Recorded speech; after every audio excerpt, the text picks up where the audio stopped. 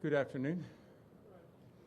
I guess you guys have had a lot of briefings, so I don't have a lot to say up front other than I think the meetings were great discussion for us. We had a lot of people from outside the league to bring perspectives to us, partners, business leaders, lots of sports leaders, including talking about some of our initiatives like flag football and international. And so we felt, I think that we gave everyone here a really broad perspective of some of the challenges and some of the opportunities of facing our league, and got to hear from some really smart people who have a very important perspective. So including some young fans, which was really a great opportunity for us to hear from a young school teacher who's using football to help teach her kids in classroom. So we thought that was really cool.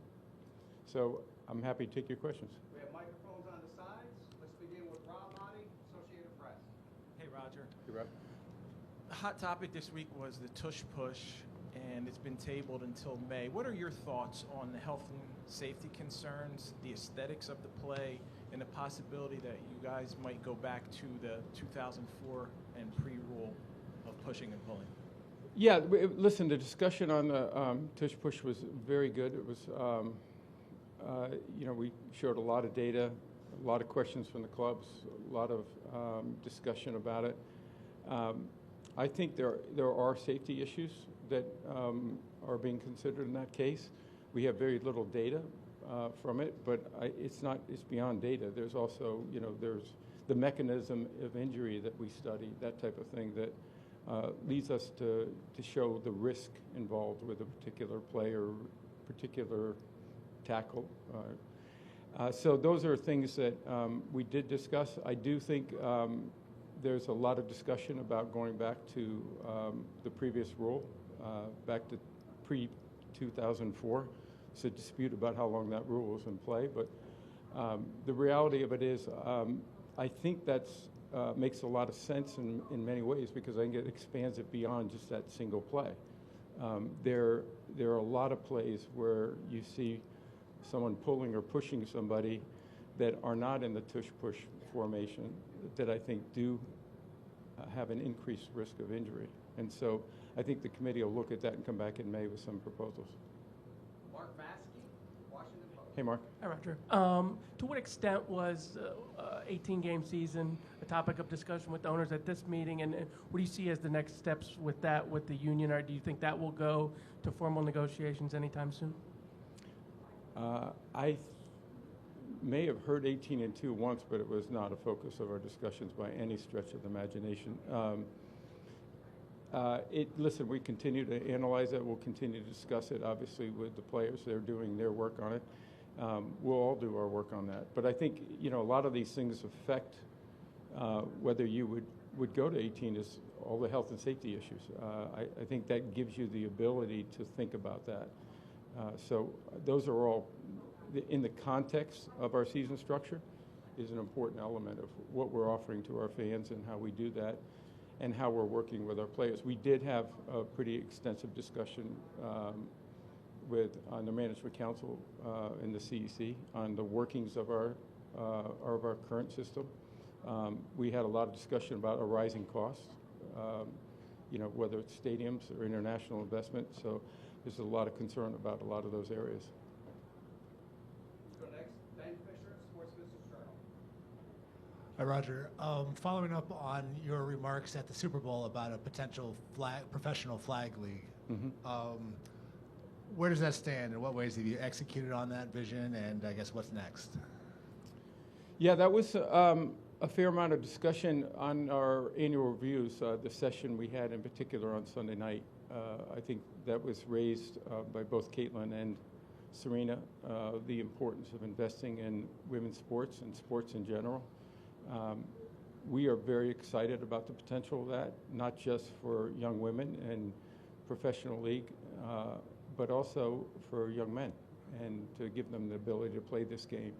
It works for us internationally, but it gives people a chance to understand this game, and particularly the young women is the feedback I get from them is how how helpful it is to them in building their self-confidence. And to be able to play this game is a joy for them. And so for us to be able to share that, I think is a positive thing, whether it's as a future Olympian or a high school player or a young youth athlete.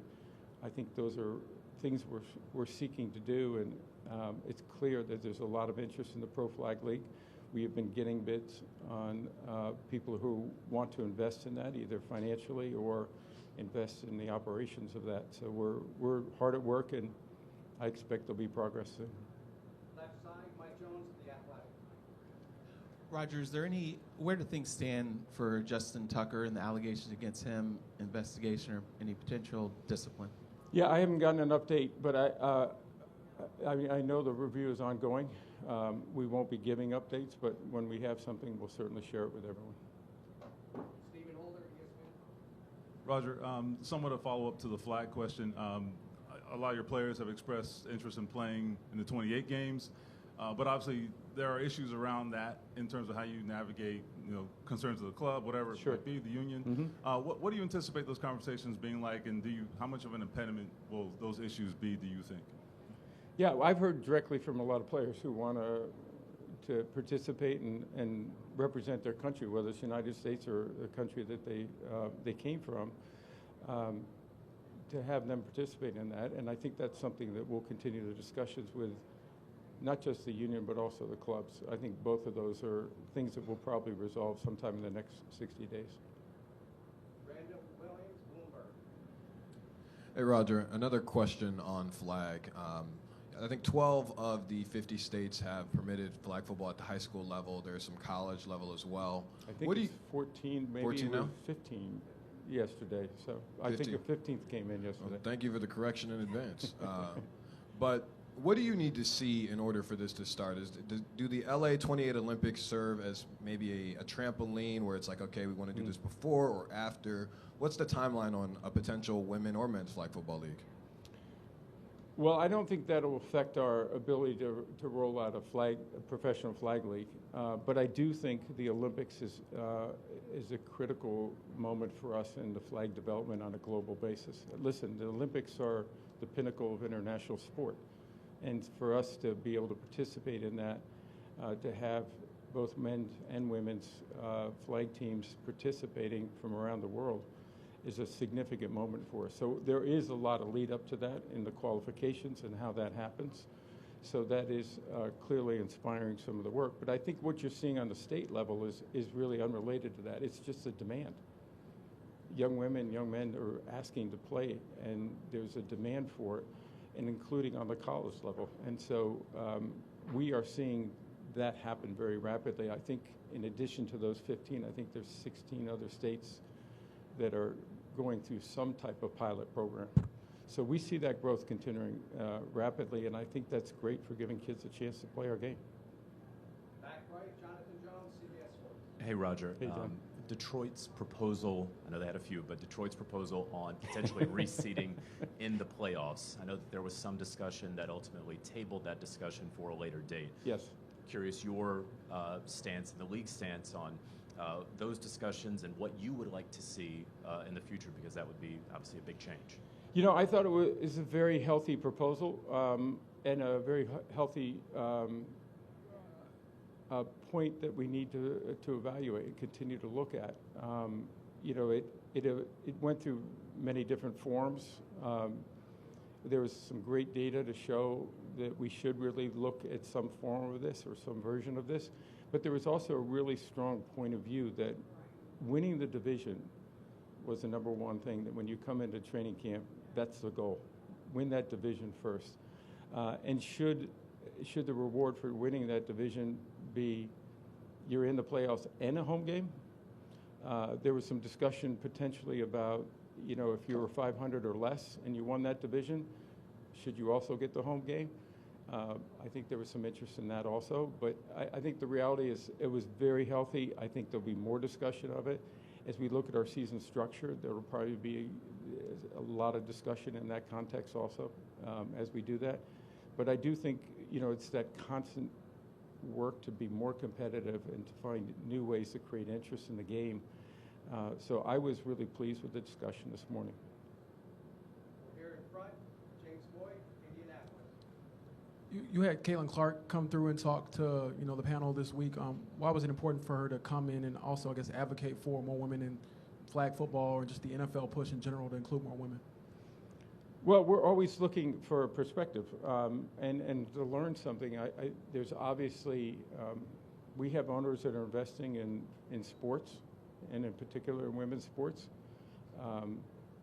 She's already an icon at a very young age. She was sitting there with the GOAT, Serena, who not just understands women's sports, she understands business and sports, and I think society. And I think both of their perspectives were really valuable for our ownership to understand, to sort of learn from them. We all got a chance to ask questions, and I just think that's what we're here for. And I mentioned that up front when we started our meetings. We're here to learn. We're here to evaluate everything we do and try to figure out a way to do it better. And I think hearing from those two in particular, Eli joined them, Melody Hobson, who actually monitored the conversation, is a great investor in and of herself. And so I think having the four of them really brought to light a lot of the things that we're all thinking of as a league and hopefully as clubs, and to try to do things better. Over here in far left, Patrick Finley, Chicago. Hi, Roger. This is maybe the third or fourth time I've asked you about the Bears Stadium Let me situation. Guess. Bears have owned land in Arlington Heights for over 2 years now. They've openly lobbied to build downtown. Does the NFL want a resolution one way or the other soon?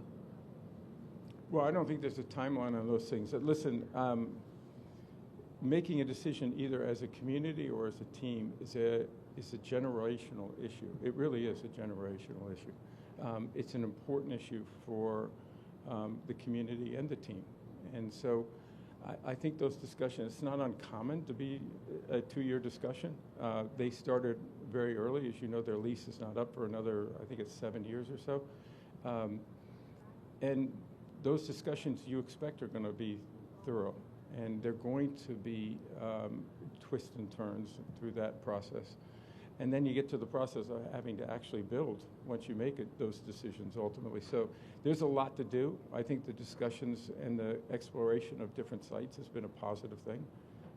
I know how important the Bears are. My wife's from Chicago, and she's a Bears fan. I know how important the Bears are to that community, and so I think everyone wants the right long-term solution. And I think that's the types of discussions that are happening, and that'll lead to that.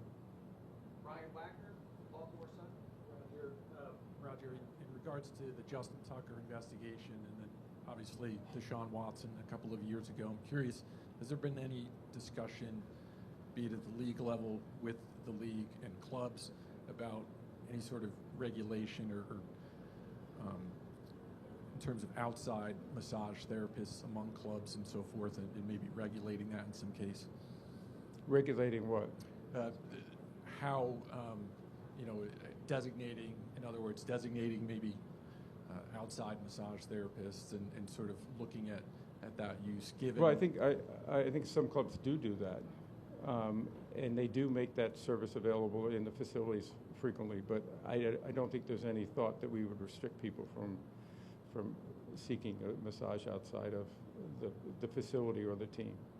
I have not heard that discussion. I think everyone's aware of the seriousness of our policies in this area, and they have a full understanding of it, and that we're going to uphold that. Let's do a couple more. Brandon from Denver. Roger, as you can imagine, the Broncos throwback uniforms were really popular this year. I think Sean Payton said it was his favorite. A lot of the players did. And I know that the use of them is expanded. What do you think it'll take to expand that same uniform combo, but a different color? So if they're on the road, they could wear the white version of the exact same uniform. I know that things move slowly with uniforms, but it's something that Broncos fans care about. No, and I understand it, and I think we actually talked about it. Renee Anderson talked about that with the membership. We actually talked to our committee about a month ago on expanding some of the options that are available for our teams, but also making sure that there's an understanding about the consistency that needs to be in there from a brand standpoint. When someone turns on the television, it's great to see a new uniform or a new look, but you also want to know it's the Denver Broncos. And so I think that's an important element for us, is trying to balance innovation with making sure that you do respect the tradition, the brand of the team a little bit. But there was more flexibility granted this week. The teams are aware of that, everywhere from the uniforms to the helmet itself. And I think that'll be exciting for our fans. We have a couple of other new things that are going to be launched this year, including the Nike uniform program. So you'll hear more a little bit about that in the next 30, 60 days. So. Two more. Rosanna Anderson. You mentioned, obviously, your concern with the safety issues regarding the tush push, but obviously there are inherent safety issues just with playing football in general. So I'm curious how you're weighing that against the considerations of wiping out the potential competitive advantage for a team, or just the optics of that even to fans, particularly, obviously, even one team that is really good at it and is dominating it, and how you feel about that aspect of it. Well, listen, I think we're not looking at this as the context of one team. We're looking at it as a particular play that may have an increased potential for injuries. As I said before, one of the things we're looking back is the rule we had prior to 2004 that didn't allow a lot of that pull or push anywhere on the field. And some of those hits happen outside of a tush push. And that's one of the things we want the committee to go back and look at with our health and safety team, to look at those incidents, and should our rule be broader than just a tush push. And that's something they're going to bring back to the membership in May. Last question to Sean. Bring us home. Hey, Roger.